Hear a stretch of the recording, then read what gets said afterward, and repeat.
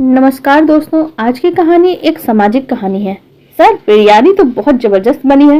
भाभी जी के हाथों में तो जादू है। इतनी लजीज बिरयानी मैंने आज तक नहीं खाई।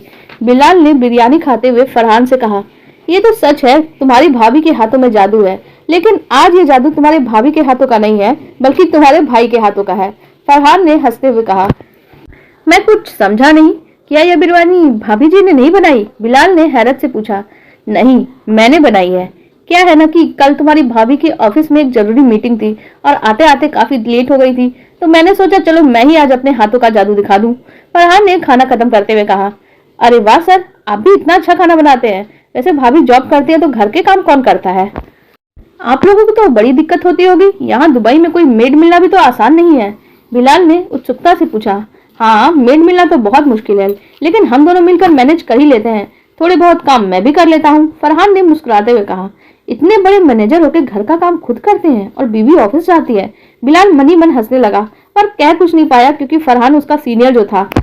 8 महीने पहले ही बिलाल लखनऊ से दुबई आया था। एक बड़े बैंक में उसे एक अच्छी जॉब मिल गई थी। उसका सीनियर फरहान दिल्ली से था और बहुत ही हंसमुख और मिलनसार था।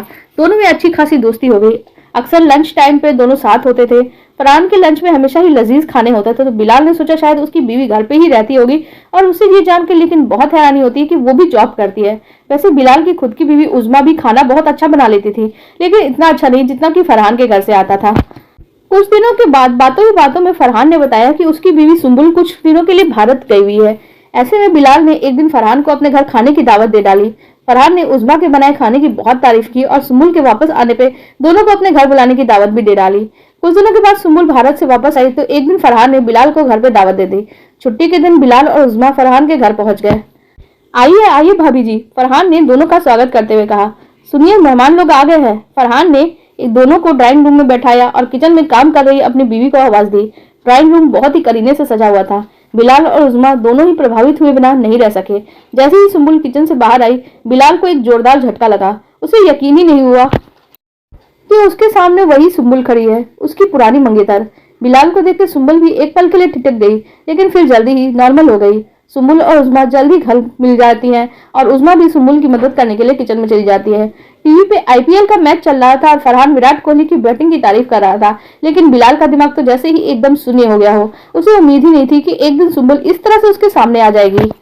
खाने के टेबल पे उज़मा सुम्बुल के बनाए खाने की खूब तारीफें कर रही थी। अरे बिलाल, तुम्हें पता है हमारी ससुराल भी तुम्हारे ही पड़ोस में है। तुम लखनऊ से हो और सुम्बुल कानपुर से। बातों ही बातों में लखनऊ का जिक्र आया तो फरहान ने बिलाल से कहा, अच्छा अगली बार कानपुर आएंगे तो लखनऊ भी तशरीफ लाइएगा। बिलाल बस इतना ही कह पाया। सुम्बुल के सामने वो ज्यादा बोलने से हिचकिचा रहा था।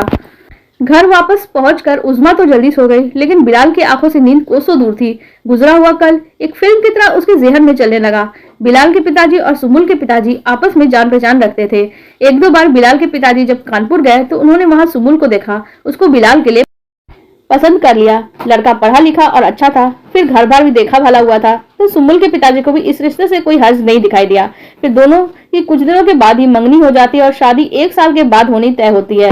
शादी का समय काफी ज्यादा था तो फिर दोनों एक दूसरे से फोन पे बातें करने लगे, लेकिन शादी के ठीक कुछ दिन पहले एक दिन अचानक बिलाल के पिताजी ने सुम्बुल के पिताजी को फोन करके शादी के लिए मना कर दिया। वजह पूछने पे सिर्फ उतना ही कहा कि उन्हें लगता है कि सुम्बुल उनके घर में एडजस्ट नहीं कर पाएगी।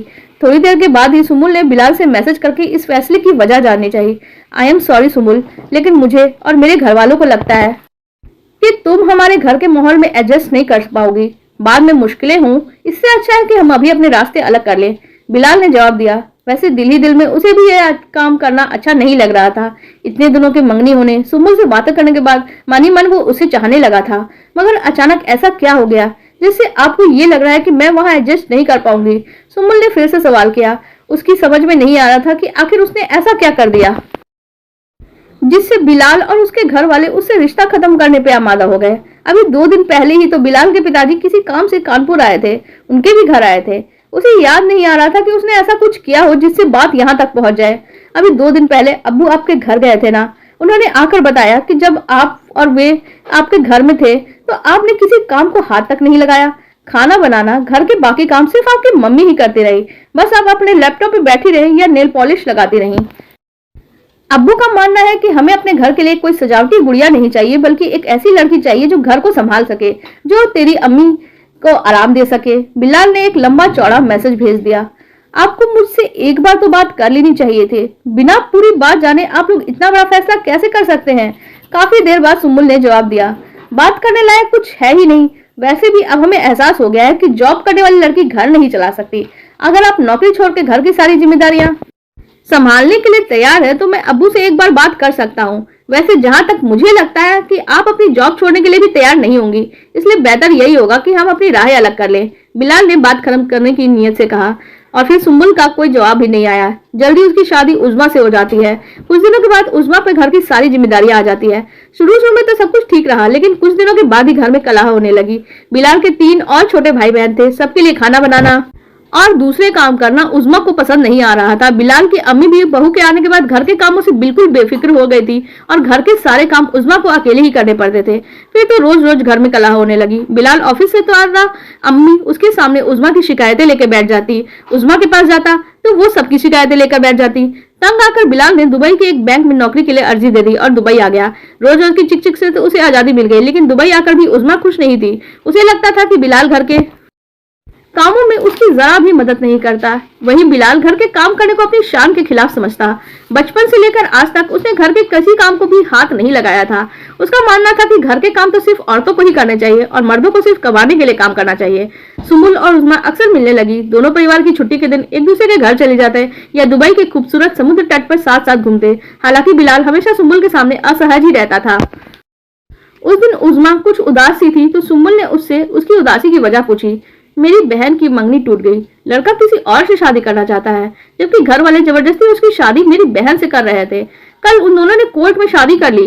उज़्मा ने बड़ी उदासी से कहा। फरहान और सुम्बुल को सुनकर बड़ा दुख हुआ। जल्दी ही शादी होने वाली थी, अब कितनी दिक्कत आएगी मेरी बहन की शादी में, कितनी बदनामी होगी उसकी। उज़्मा ने ठंडी सांस लेते हुए कहा, अरे इसमें उसका क्या कसूर है, रिश्ता तो लड़के वाले ने खत्म किया है, तो बदनामी आपकी बहन की क्यों होगी। फरहान ने उज़्मा को दिलासा देते हुए कहा, भाई साहब लड़के का कसूर मानता कौन है, सभी तो लड़की पे ही उंगली उठाते हैं। उज़्मा की आंखें नम हो उठी थी। जमाना बदल गया है, आपकी बहन कोई गलती नहीं करी है, फिर आप फिक्र मत करिए, हो सकता है उसके लिए इससे भी अच्छा कुछ लिखा हो। फरहान ने कहा, वैसे आपको पता है सुम्बुल की भी मंगनी एक बार टूट चुकी थी, फिर देखिए ना मुझे कितनी अच्छी लड़की मुझे भाग्य में थी, वो मुझे मिल गई। इतना कह के फरहान की कुछ देर की खामोशी, फिर प्यार भरी नजरें। उसने सुम्बुल को देखा, भला इस जैसी प्यारी लड़की से कौन शादी नहीं करना चाहेगा। उज़्मा ने सुम्बुल की तरफ देखकर कहा। सुम्बुल थोड़ी सी असहज हो गई थी, खास तौर पर जब बिलाल भी वहां मौजूद था। उधर बिलाल एकदम ही चुपचाप बैठा था। क्या वह लड़का भी किसी और को चाहता था? उज़्मा सुम्बुल की कहानी जानने के लिए उतावली उठी। नहीं, ऐसी कोई बात नहीं थी। असल में उनके घर वालों को लग रहा था कि मैं जॉब करती हूँ तो मैं घर के काम नहीं करूंगी। उन लोगों को अपने घर के लिए कोई सजावटी गुड़िया नहीं चाहिए थी। थोड़ी देर चुप रहने के बाद सुम्बुल ने धीमी आवाज में कहा, अरे आप तो जॉब के साथ साथ अपने घर का भी कितना ख्याल रखती हैं, इतना अच्छा खाना बनाती हैं, घर भी कितना अच्छा रखती हैं। क्या उन लोगों ने कभी आपका घर नहीं देखा था? उज़्मा को यकीन ही नहीं हो रहा था कि सुम्बुल जैसी खूबसूरत इतनी सलीके वाली लड़की को कोई कैसे छोड़ सकता है। असल में एक बार उनके अब्बू हमारे घर आए हुए थे। उस दिन संडे था। आमतौर पर अपने घर का सारा काम मैं और अम्मी मिलकर ही करते हैं। करते थे शादी के, लेकिन कुछ ही दिन रह गए थे तो अम्मी ने मुझे जबरदस्ती घर के कामों को करने से मना कर रखा था। फिर भी मैं जॉब भी छोड़ने वाली थी तो अपना काम हैंडओवर कर रही थी, इसलिए लैपटॉप पे काम कर रही थी। लेकिन उनके अब्बू को लगा शायद मैं घर के काम करती ही नहीं हूँ, इसीलिए उन लोगों ने ये रिश्ता तोड़ दिया। सुम्बुल ने पूरी बात बताई। और उस लड़के ने भी कुछ नहीं कहा? उज़्मा ने हैरत से पूछा। नहीं, उसने भी बिना मेरी बात सुने अपने घर वालों की बात मान ली। मुझे तो कुछ बोलने का मौका भी नहीं मिला, ना ही उसने मुझे अपनी सफाई देने का मौका दिया। सुम्बुल ने एक उदास मुस्कान के साथ कहा और फिर उसने उचटती हुई नजर बिलाल पे डाली तो वो शर्म से पानी पानी हो गया। वैसे देखा जाए तो अच्छा ही हुआ, ये सब नहीं होता तो मुझे इतने अच्छे पति कहाँ से मिलते। सुम्बुल ने मोहब्बत भरी नजरों से फरहान की तरफ देखते हुए कहा, यह तो कुदरत का कमाल है। फरहान ने अदब से सिर झुकाते हुए कहा तो सुम्बुल और उज़्मा दोनों ही हंस पड़ी। वैसे अब भी जमाना बदल गया है, आज के जमाने में लड़कियां जॉब के साथ साथ घर भी अच्छी तरह संभाल रही हैं और ऐसे में हम हस्बैंड लोग घर के कामों में थोड़ी बहुत मदद कर दें तो इसमें बुराई ही क्या है, आखिर घर भी तो दोनों का ही होता है। फरहान ने थोड़ा गंभीर होते हुए कहा, भाभी आप बेफिक्र रहें, आपकी बहन के लिए हम अच्छा लड़का खुद ढूंढ लेंगे। फरहान ने उज़्मा को दिलासा दिया। थोड़ी देर बाद फरहान सबके लिए आइसक्रीम लेने चला गया और उज़्मा वॉशरूम चली गई। आई एम सॉरी सुम्बुल जी, मैं अपने किए पे बहुत शर्मिंदा हूँ, मैंने बिना सच जाने आपको इतनी तकलीफ पहुंचाई, मुझे माफ कर दीजिएगा। सुम्बुल को अकेला देखकर बिलाल उसके पास आया और फिर सुम्बुल से माफी मांगने लगा। इसकी कोई जरूरत नहीं है, मुझे आपसे कोई शिकायत नहीं है। हाँ, शायद हमारे हिस्से में यही लिखा था। सुम्बुल को उसके चेहरे पे शर्मिंदगी के भाव साफ साफ नजर आ रहे थे। उसके दिल में बिलाल के लिए कोई मलाल नहीं था। आपका बहुत शुक्रिया। बिलाल के मन से बहुत बड़ा बोझ उतर गया था। शाम को बिलाल और उज़मा जब घर लौटे, उज़मा का सर दर्द से फटा जा रहा था और उसकी आंखें बंद हो रही थी, तो वो थोड़ी देर के लिए लेट गई। तब तक बिलाल ने कहा, तुम बहुत थक गई होगी, चलो आराम करो, मैं तुम्हारे लिए कॉफी बनाता हूँ। घर पहुंच के बिलाल ने उज़मा से जब ये बात कही तो उज़मा हैरत से बिल्कुल परेशान सी उठी। अरे आज आपको क्या हो गया? आप तो घर के काम को करना बिल्कुल ही पसंद नहीं करते। उज़मा को बिलाल का यह रूप देखकर हैरानी भी हो रही थी और साथ साथ खुशी भी।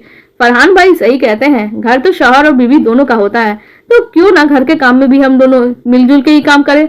बिलाल ने मुस्कुराते हुए कहा। यह सुन के उज़मा के चेहरे पे भी मुस्कान आ गई।